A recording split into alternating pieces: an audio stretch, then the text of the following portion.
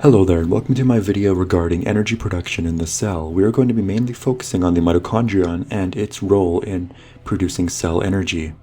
Right here we have an overview of what we're going to be covering. We're going to be generally speaking about metabolism, the mitochondrion structure, oxidative metabolism in the mitochondrion, the role of mitochondria in the formation of ATP, and how ATP is actually created regarding ATP synthesis. And what are peroxisomes, the organelle that is very similar to mitochondria. So as we know, the energy that a cell takes in is used to actually maintain what they are, to maintain their state. There are two available sources of energy for organisms. We have the electromagnetic and chemical. Electromagnetic is referring to light energy. This is the type of energy plants would use. And the chemical energy would be the energy that's stored inside molecules. Depending on the type of bond the molecule has, it could store varying types of energy. Stronger bonds, for instance, would hold far greater amounts of energy that the cell could use. ATP is one of the most popular molecules cells would use to actually gain energy from their environment. Cells would cleave ATP into ADP plus the phosphate in a process that would release energy. So the conversion of adenosine triphosphate, that's what the ATP stands for, into ADP and phosphate, it would release energy the cell can use. Generally speaking, metabolism is the sum total of all chemical reactions that occur inside cells. Most of the reactions inside our bodies are catalyzed by specific enzymes, and any sort of products, generally speaking, that are formed by metabolism can be regarded as metabolites. Now there are two broad, rather general pathways inside metabolism. We have the catabolic pathways and the anabolic. The catabolic pathways are the breaking down of larger molecules into smaller ones. This process would release energy. It's exergonic. Now the other one is anabolic pathways, and these create molecules from smaller ones. And in order to do this, the cell would have to make use of energy. So it consumes energy in order to create larger molecules. It is endergonic, energy using. Now an example of a catabolic pathway is glycolysis. The process of glycolysis is a rather universal pathway, as in most organisms would use this. Essentially the breakdown of a sugar molecule called glucose. It occurs in the presence or absence of oxygen. It does not require it. And its location is inside the cytosol of a cell. It's generally, or rather I could say, it is inside the cytoplasm of a cell. It does not occur inside the mitochondrion. For instance, it's easy to get those mixed up. And its end products are 2 ATP molecules and 2 NADH molecules. Now these NADH molecules are going to be used later on in the production of energy for the cell. Actually, NADH are one of the electron carriers that is going to be used to produce a lot more ATP. All I want you to know is that glycolysis produces 2 ATP and 2 NADH. It's very important to know the end products of this pathway. Now in this slide, I just want you to take sight of what's going on in this corner here. For every 1 glucose molecule that the cell consumes, it's going to be producing 2 ATP by the process of glycolysis. Now, what I want you to notice is that by the process of something called oxidative phosphorylation, which you might have to be familiar with here, because I'm only going to speak about it somewhat generally in this video.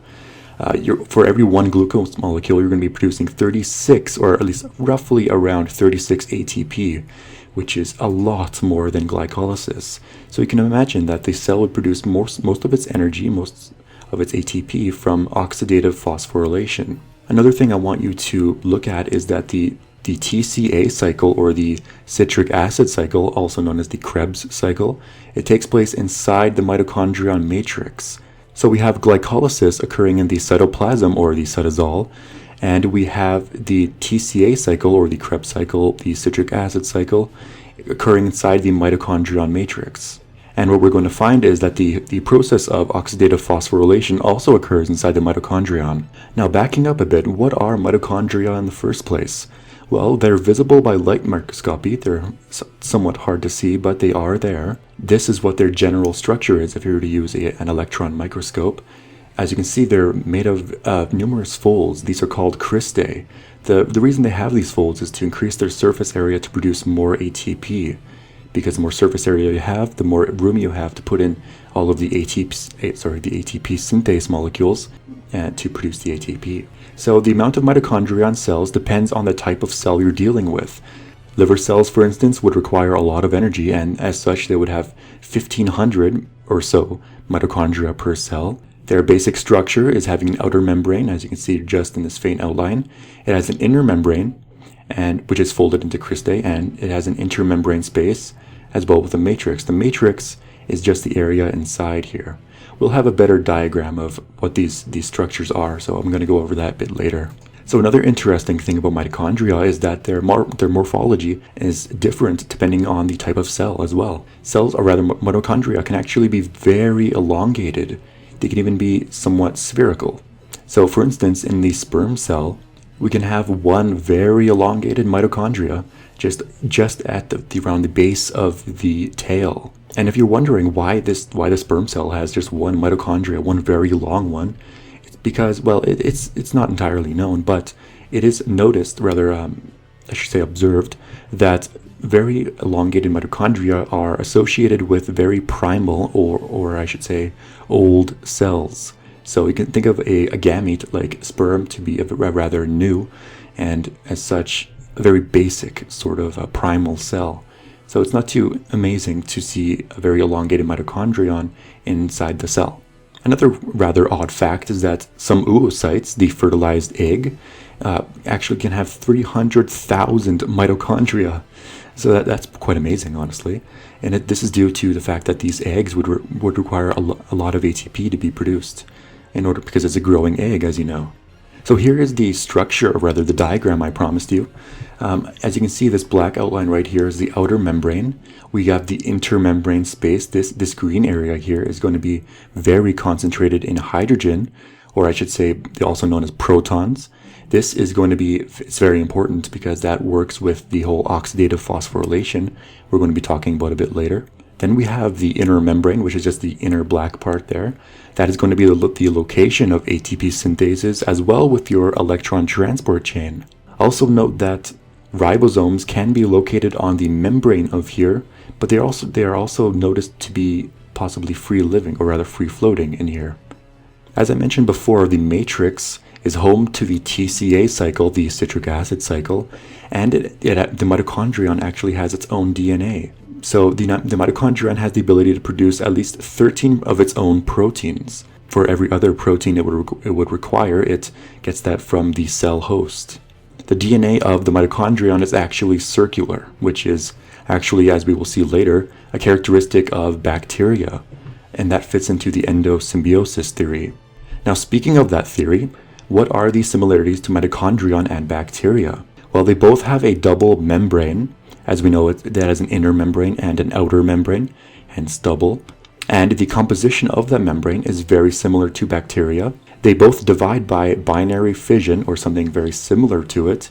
And as I said before, they both have circular DNA. And the 13 proteins that the mitochondrion actually produces on its own, happen to be very, very similar to some proteins that bacteria would only produce. These are the facts the evidence towards the endosymbiosis theory, which postulates that mitochondria in the eukaryotes evolved from aerobic bacteria living within their cells. So at some point, some cells engulfed another, and the cell that it engulfed happened to be aerobic, meaning it used oxygen, and as such they had a very, happy relationship, and evolution took its course. So the citric acid cycle, as we're just going to be glancing over, because before you view this video you need to be somewhat familiar with it. So assuming you have some knowledge on it, we should know that the products of the citric acid cycle, also known as the Krebs cycle, are going to be NADH and FADH2. Now these two molecules are very important to creating a proton gradient across the mitochondrial membrane. The proton gradient is basically a hydrogen gradient, and this energy from the gradient is going to be used by a proton pump, known as the ATP synthase that I was talking about, to create ATP. Essentially, NADH and FADH2 are going to be providing their electrons and allowing them to be passed down the electron transport chain, also known as the electron transport system. And this process of transferring these electrons down a chain like this is going to be pumping, or rather it's going to be activating pumps, which are going to be pumping hydrogen into the intermembrane space. That's why it's in such high concentration there. And because it's in such high concentration, there's going to be this process of basically something similar to osmosis, causing a want for hydrogen to go back down into the area where it's in low concentration. And the only way it can go and do that is to go into an ATP synthase enzyme that's going to be inside the membrane. And the hydrogen going into that little enzyme is going to be the thing that produces ATP. That's how it harnesses the energy to produce ATP. It just allows hydrogen to go back down its natural gradient into the area of low concentration. So here's the basic overview. We have the electrons being initially transferred to NADH and FADH2 inside the citric acid cycle. That's how these are created initially. And then they get fed into the electron transport system, and the energy is bled off. And eventually the electrons land on the terminal electron acceptor, known as, in this case, it's going to be the oxygen molecule. This would produce 1 molecule of water. And in the process of the energy being bled down, hydrogen will be pumped into the intermembrane space, and that's how that process is going to get initiated. And like I said before, the hydrogen ion gradient is going to be used for ATP production by the enzyme, the ATP synthase. So now I'm just going to try to clear that up a bit, because I know it's a bit difficult to understand. So basically, the energy, the electrons being transported down the electron transport chain is going to cause hydrogen to be pumped, or rather protons to be pumped into the intermembrane space, this green area right here. And the hydrogen is going to be coming from the matrix. And then it's just going to get thrown back down here through an ATP synthase.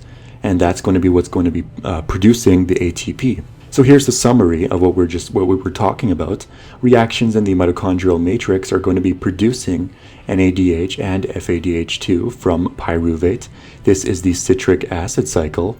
And the NADH and FADH2 molecules are going to be providing very high energy electrons to be used with the electron transport chain. And these electrons being bled through a series of carriers is going to be producing a hydrogen ion gradient, because it's going to be pumping hydrogen into the intermembrane space. And as such, it's going to make hydrogen in the matrix have a lower concentration than that of the intermembrane area. Now let's talk a bit more about this hydrogen ion gradient that's occurring inside the mitochondrion.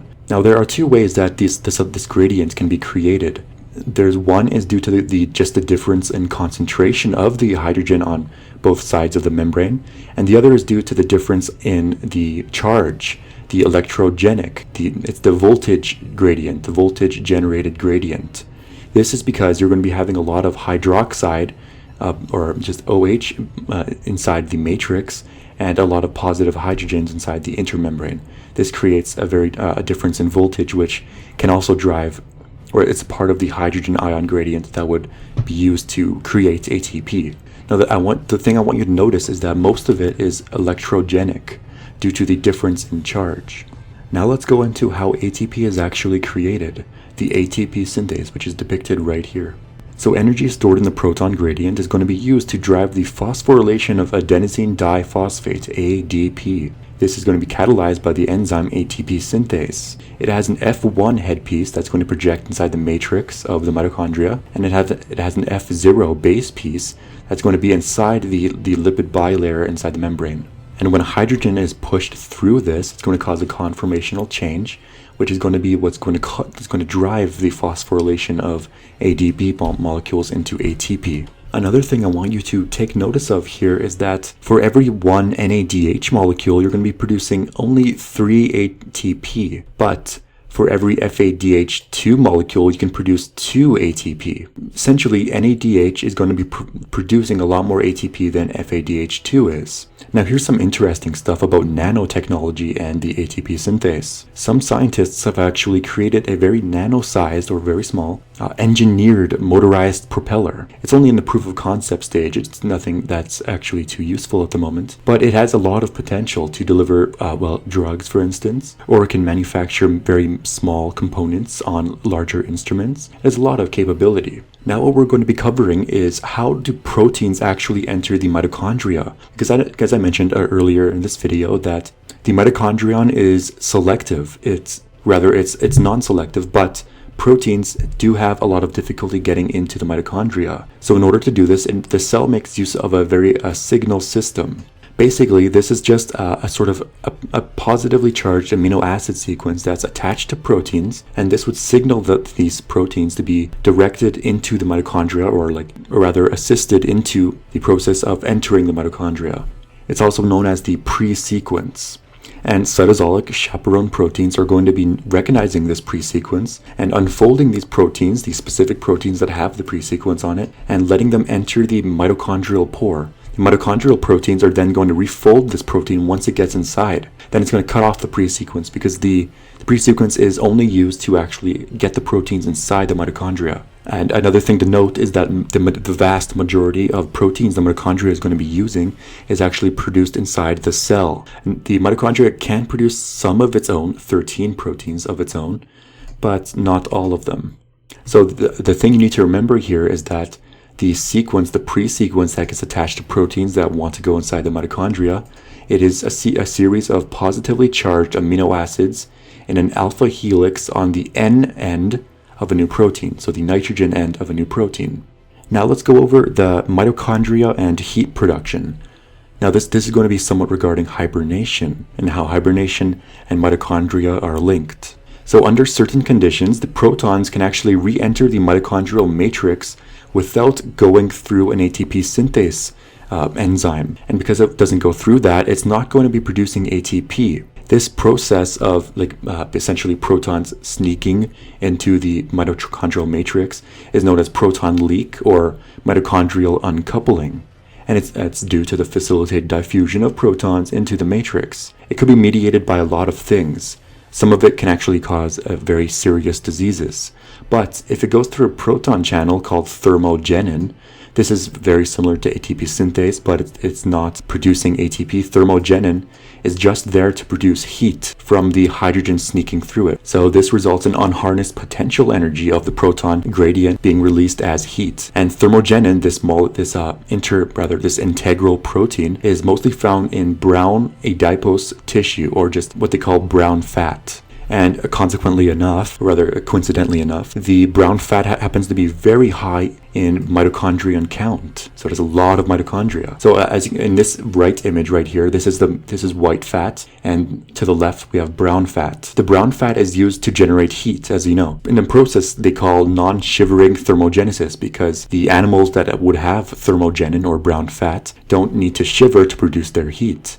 And what's actually interesting is that some newborn mammals actually have some amount of brown fat on them, but it disappears when they become a bit older, when they mature. So here's some more information on mitochondria fissions and fusions. Basically, this is regarding the binary fission mitochondria can go through. What we find is that in non-dividing cells, they tend to have very long and rather elongated, essentially, mitochondria. They're not always dividing. And a recent study showed that the removal of a dynamin-related protein 1 gene, basically something that encodes the protein needed for mitochondrial fission, apparently extended the cell's life greatly.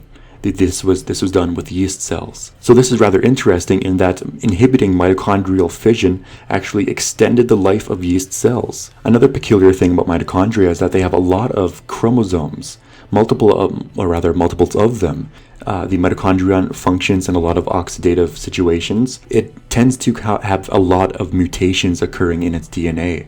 Therefore, there's a lot of DNA damage. It would make sense that we have a lot of copies of it then. And actually, another very cool part of mitochondria is that it may play a significant role in the aging process of mammals, essentially. The accumulation of these mutations I've been talking about, this mutant DNA, may be a cause of aging, but it could also be a consequence. Why? Well, because essentially a lot of mutated mitochondria is found inside older gentlemen, but younger people would have very few of this. So it could be a consequence or it could be a cause. There's a good chance that aging is caused by a multiple of things, though. It's not just one single factor, sadly. The body is seldom that simple. So now let's begin to talk about peroxisomes. This is just going to be a small amount of it, just some interesting key points. So they are membrane-bound vesicles characterized by a dense crystalline core of oxidative enzymes, so it has lots of enzymes.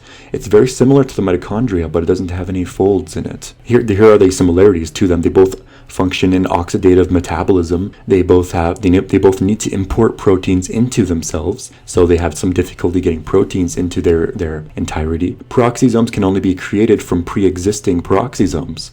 They can't just appear out of nowhere. A difference from them is that peroxisomes have over 50 oxidative enzymes. These enzymes would function in metabolizing fatty acids, and these enzymes tend to produce a lot of hydrogen peroxide, which is very toxic. It also produces something to neutralize this very toxic hydrogen peroxide, but the cell actually makes use of the hydrogen peroxide to kill bacteria. But normally they would go about destroying it because it could be very dangerous to themselves. So the key point from this slide is that peroxisomes produce hydrogen peroxide, and they undergo a lot of oxidative metabolism, which means they tend to oxidize things, stealing hydrogen and reducing themselves. And as I mentioned, they have the ability to destroy hydrogen peroxide, and they use an enzyme called catalase to do so. Catalase also functions in removing a lot of other dangerous byproduct and other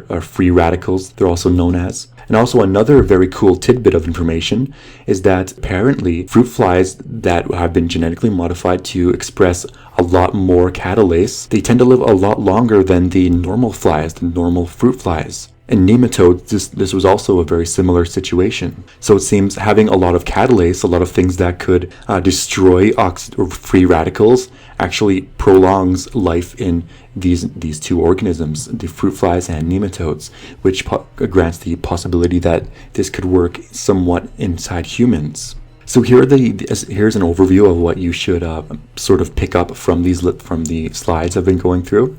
Define metabolism, catabolism, anabolism, and endergonic and exergonic. Identify the products of glycolysis. Those would be the ATP and NADH. Why does oxidative phosphorylation produce more ATP than glycolysis? This is because of the electron transport chain, the sheer amount of NADH, the proton gradient. So what are the parts of the mitochondrion, and how does it resemble a bacterial cell?